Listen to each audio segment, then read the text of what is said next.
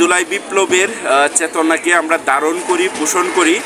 আমরা মনে করতেছি আমাদের বাইরা যেন শহীদ হয়েছে, তাদের যে চিন্তা চেতনা সেটা বাস্তবায়ন করতে হলে ৭২-এর সংবিধান অবশ্যই সংস্কার করতে হবে।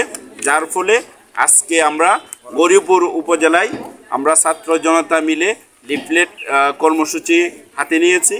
তো সেই কেন্দ্রীয় কর্মসূচি আমরা প্রত্যেকটা নাগরিকের হাতে পৌঁছে দিচ্ছি। নাগরিকরা আমাদের কথা শুনে আমাদের লিফলেটের আমাদের যে দাবিগুলো তারা পড়ে আমাদেরকে উৎসাহিত করছেন। আমি হচ্ছি মোহাম্মদ আশিক পাঠান, উপজেলা প্রতিনিধি, জাতীয় নাগরিক কমিটি গৌরীপুর উপজেলা শাখা। আমাদের আছে কর্মসূচি ছিল লিফলেট বিতরণ। সেই যে ৭২-এর সংবিধান সেটাকে পরিবর্তন এবং সংস্কার করার লক্ষ্যে আমরা জনগণের কাছে একদম তৃণমূল পর্যন্ত পৌঁছায় দিচ্ছি এই লিফলেটগুলো এবং আমাদের দাবিগুলো। খুনি হাসিনা পলায় গেছে, কিন্তু তার রেখে যাওয়া দূষর প্রত্যেকটা সেক্টরে এখন অবস্থান করছে। আমার ভাইয়ের উপর, শহীদ ভাই এবং আহত ভাইদের উপর গুলি চালানো পুলিশগুলা এখনও জনসম্মুখে ঘুরে বেড়াচ্ছে। তাদের দাবি আনয়নের লক্ষ্যে আমাদের এই প্রচারণা এবং দেশটা যেন সংস্কার হয়, নতুনভাবে যেন আমরা গড়ে তুলতে পারি, এই জন্য জাতীয় নাগরিক কমিটি মাঠ পর্যায়ে কাজ করে যাচ্ছে। এটাই আমার প্রচারণা এবং এই জন্য আমরা মাঠ পর্যায়ে লিফলেট বিতরণ করছি কেন্দ্রীয় নির্দেশনা। আমাদের উদ্দেশ্য হচ্ছে, আমাদের মেসেজটা হচ্ছে, আমরা দেখেছি জুলাই বিপ্লবের পর খুনিরা এখনো প্রকাশ্যে ঘুরে বেড়াচ্ছে। আমরা মনে করি এটা আমাদের শহীদদের রক্তের সাথে বেইমানি করা হচ্ছে।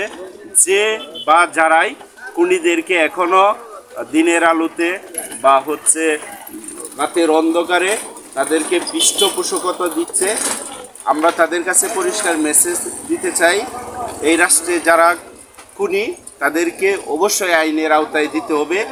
আইন তার নিজস্ব গতিতে চলবে এবং আমাদের ভাইদেরকে যারা হত্যা করেছে তাদের গ্রেপ্তার করে দৃষ্টান্তমূলক শাস্তি নিশ্চিত করতে হবে, যেন ভবিষ্যতে এদেশের ছাত্র জনতার বুকে আর কেউ গুলি চালাতে না পারে। আমাদের দেশ স্বাধীন হয়েছে ৫৩ বছর হলো, কিন্তু যুগের পর যুগ আমাদের রাষ্ট্র ব্যবস্থায় যারা নেতৃত্বে এসেই তারা আমাদের জনগণের বুকের উপর চেপে বসে, যার ফলে খুনি হাসিনার মতো স্বৈরাচার আমাদের রাষ্ট্রে তৈরি হচ্ছে। আমরা মনে করি এই রাষ্ট্রের জনগণ একত্রিত না থাকার কারণে, এই রাষ্ট্রের জনগণ সুসংগঠিত না থাকার কারণে, আমাদের রাষ্ট্রের সিস্টেমের কারণে আমাদের দেশে স্বৈরাচার তৈরি হয়, ভোট ডাকাত তৈরি হয়। আমরা জুলাই বিপ্লবের পর থেকে আমরা নাগরিকরা মনে করতেছি আমরা দেশের নাগরিকরা একত্রিত হয়ে আমরা একটা সুন্দর জবাবদিহিমূলক রাষ্ট্র ব্যবস্থা গড়ে তুলব। আমাদের জুলাই বিপ্লবের যেসব খুনি ছিল, যারা ভোট ডাকাত ছিল, সেই খুনিদেরকে আমরা মনে করি দ্রুত সময়ের মাধ্যমে তাদের উপর যেন ন্যায় বিচার হয়। তাদের সবাইকেই, যারা প্রকৃত দোষী তাদেরকে আইনের আওতায় এনে তাদের বিচার করতে হবে এবং আমাদের রাষ্ট্রের জনগণরা যেন আগামী দিনে তাদের কথা বলার অধিকার কেউ কেড়ে নিতে না পারে। আমাদের রাষ্ট্রের ব্যবস্থায় যেন প্রত্যেকটা নাগরিক সমান অধিকার ভোগ করে এবং কৃষক, শ্রমিক, রিক্সাওয়ালা, দিনমজুর সকল পেশার মানুষ সমান অধিকারে এই রাষ্ট্রে বসবাস করবে। ভয়হীন সমাজ ব্যবস্থা গড়ে উঠবে।